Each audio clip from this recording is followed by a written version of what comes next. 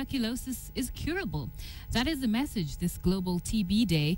Yet each year, more than 1 million people die from this disease that remains a leading killer, especially of people living with HIV. Now in Kenya, slum areas are said to record the highest cases of TB due to poor living conditions.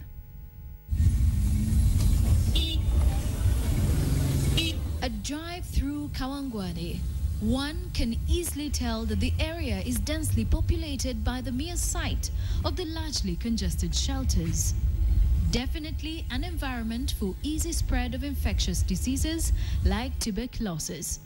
As the world marks World Tuberculosis Day, in Kenya, over 95,000 cases are recorded every single year. But of these cases, areas like Kawangware in Nairobi County happen to record some of the highest cases of tuberculosis.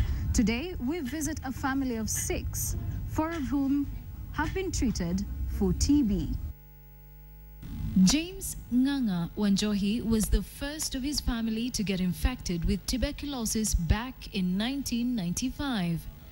And back then, many mistook the symptoms for HIV and AIDS. Kwanza nilienda mahospitali mengi ya private, lakini sasa sikuweza kupata kujua ni ugonjwa gani ambaye nimegojeka. Getting treatment was no easy task as he had no idea what exactly he suffered from, so he visited Mbagathi Hospital. Kama umegojeka TB, ni kama kitu kama kazi, uweze endelea na kufanya kazi. Kwa sababu daktari anakuambia kwamba hustahili kufanya kazi gumu kwa sababu ya kifua.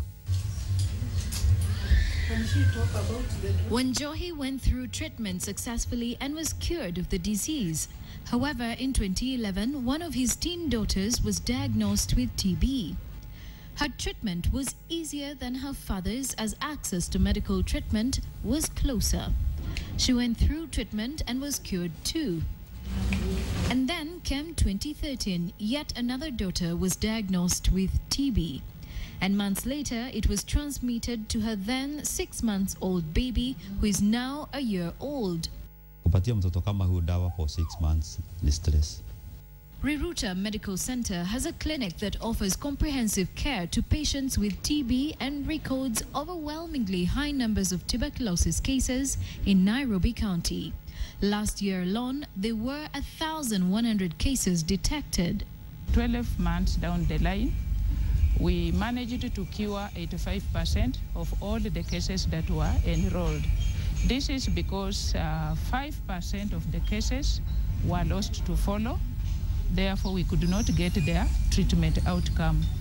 About 3% were transferred out to other districts. It has 2.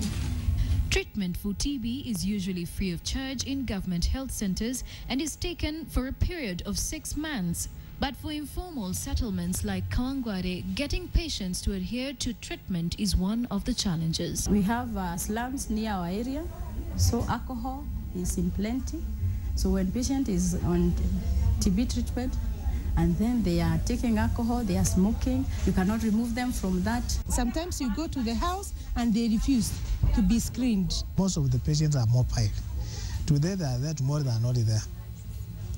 And again, following up now such a patient is very tricky.